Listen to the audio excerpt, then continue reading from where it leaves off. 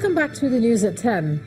The senator representing Kogi West in the National Assembly, Dino Malay, has made a dramatic return after allegedly being attacked by persons yet unknown. The senator, whose whereabouts was a source of concern to his family and friends only yesterday, says he's back on the beat, and that's according to the senator himself, who released a message on his Twitter handle in the morning, which reads, quote, "I thank God once again for escaping another dangerous attack. I also thank Nigerians for their prayers and show of love. I spent 11 hours in the wilderness traumatized, but God preserved me. God is the best, and in whom only I trust. They'll continue to try. We shall overcome." End of quote. Senator Malay's colleague, Ben Murray Bruce, had raised the first alarm yesterday when he alleged that the senator had been kidnapped.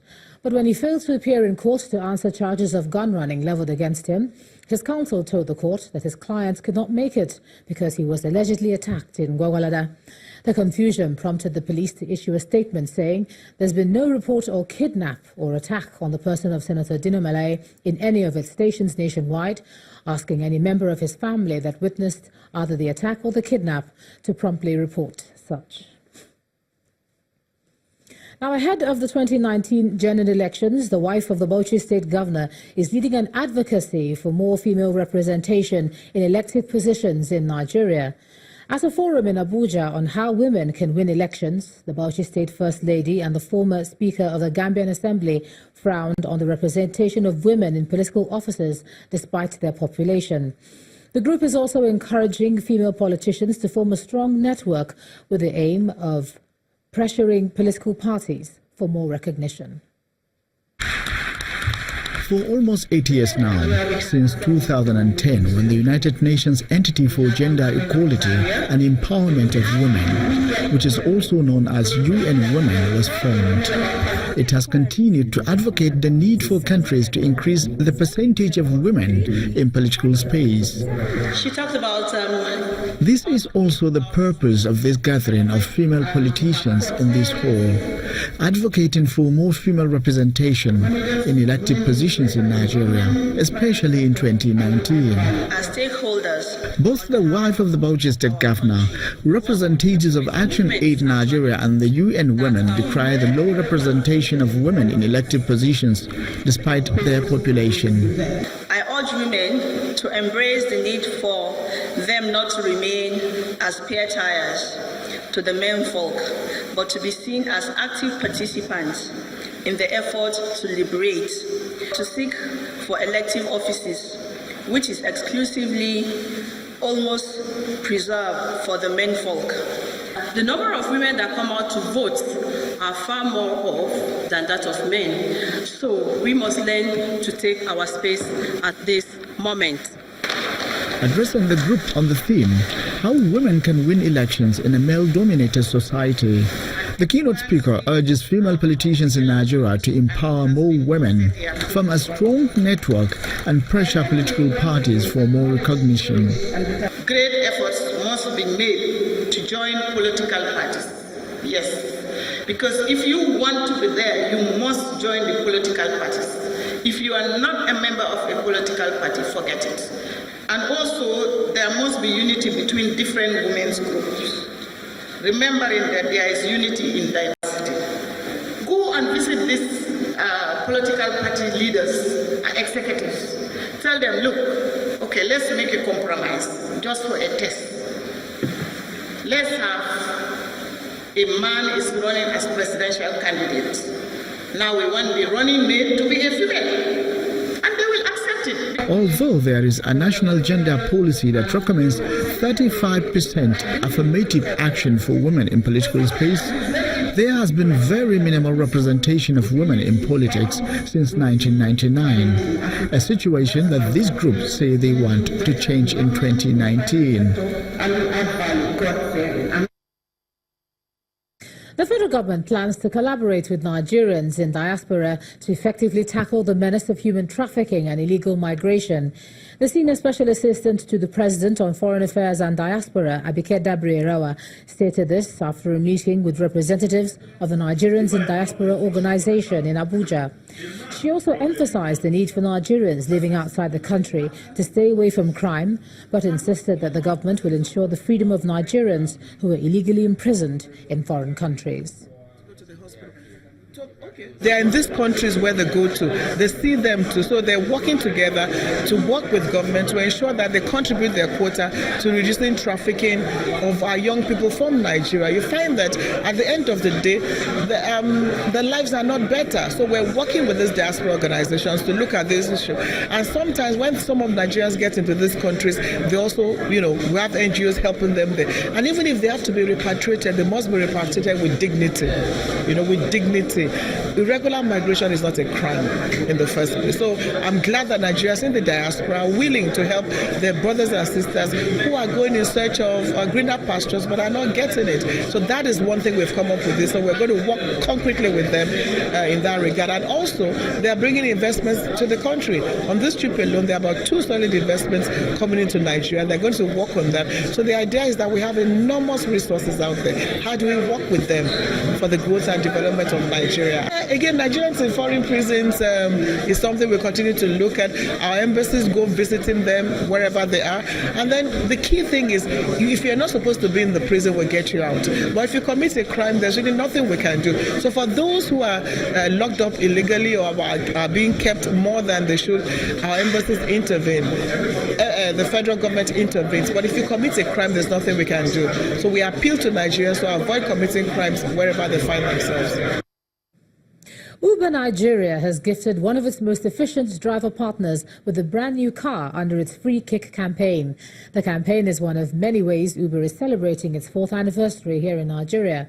The general manager of Uber West Africa, Lola Kasim, while speaking at the presentation, explained that the company's focus is on improving relations with its drivers in Lagos and Abuja. Uber Nigeria has provided job opportunities for hundreds of Nigerians, thereby reducing the number of unemployed in Lagos and Abuja. To celebrate its 4th anniversary, Uber is offering a grand prize to its most efficient and hard-working driver partner. The winner is Banjo Olayemi.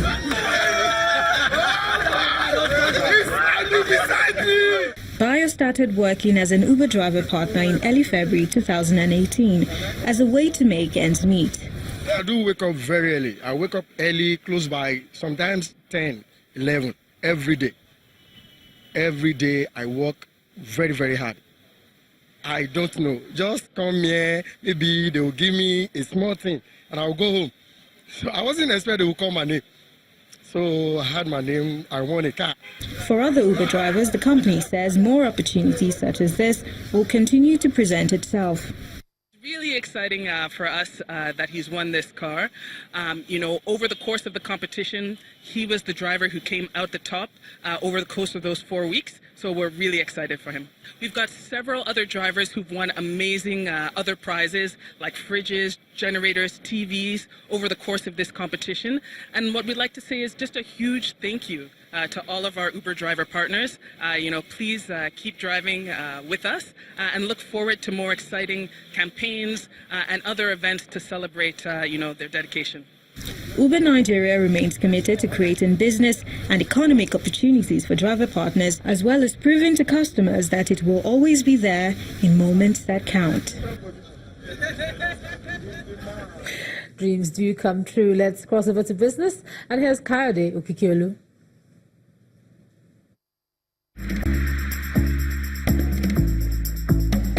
You first. First Bank.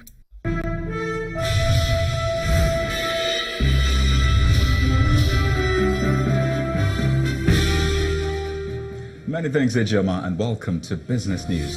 Now, after several unsuccessful meetings, the Federal Accounts Allocation Committee today distributed a total amount of 821.863 billion naira to federal, state, and local governments as allocations for the month of June.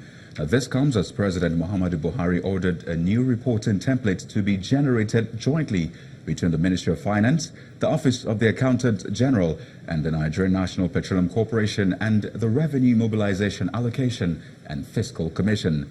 The Minister of Finance, Mrs. Kemi Adeosun, says President Buhari also directed that a prefab meeting between the Ministry of Finance and the NNPC be held to ensure the figures represented, or rather presented, are agreed upon before the presentation to FAC. Has directed that a new template be generated jointly between the Ministry of Finance, the Office of the Accountant General, NNPC and RAMFAC.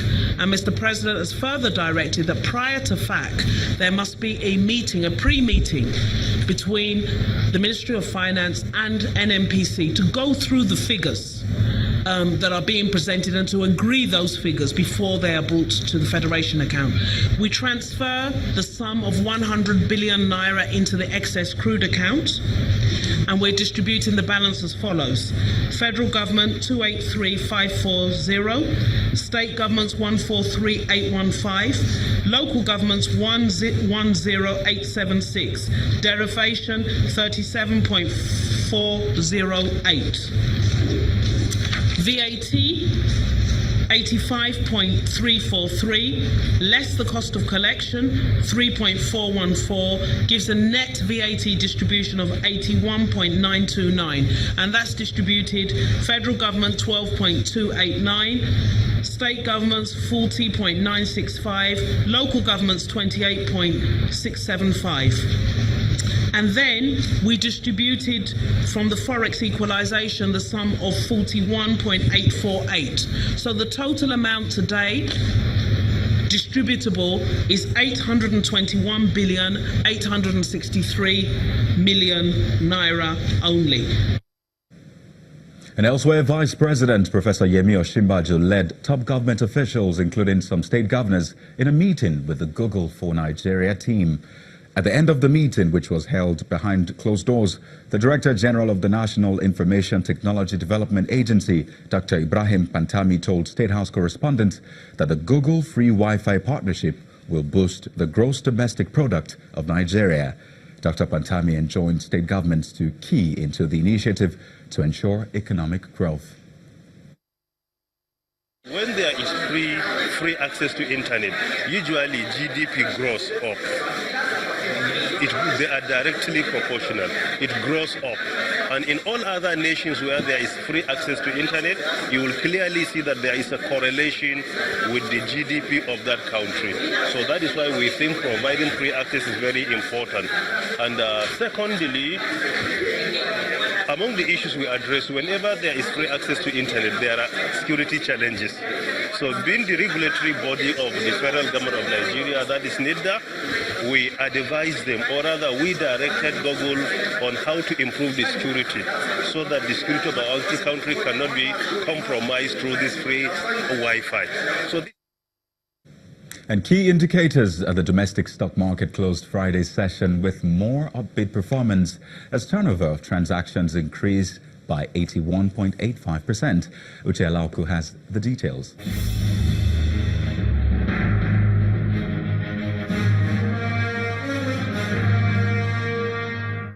Welcome to the Stock Market Report. The benchmark index of the Nigeria Stock Exchange closed Friday's trading session higher by 0.58%, ending the fourth trading week of July with more gains. The rally, which swept across all major sectors except oil and gas, added 76 billion naira to the total value of listed equities, on more demand by short-term investors for low-priced bellwether stocks.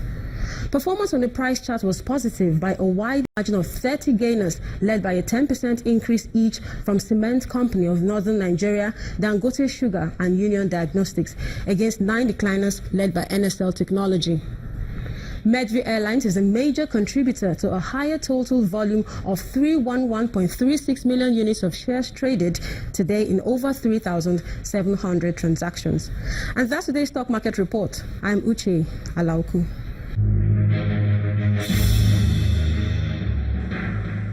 Many thanks, Uche. And major global stock markets end Friday's trading session and the week, of course, in mixed turnout as investors digest fresh corporate earnings and economic growth data from the United States. Now let's take a look at the closing figures for the day.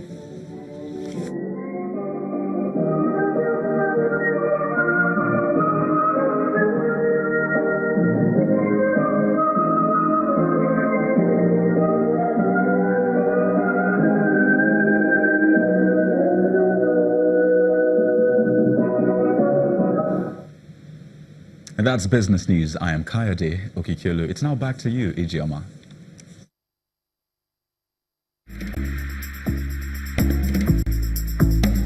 You first. First Bank.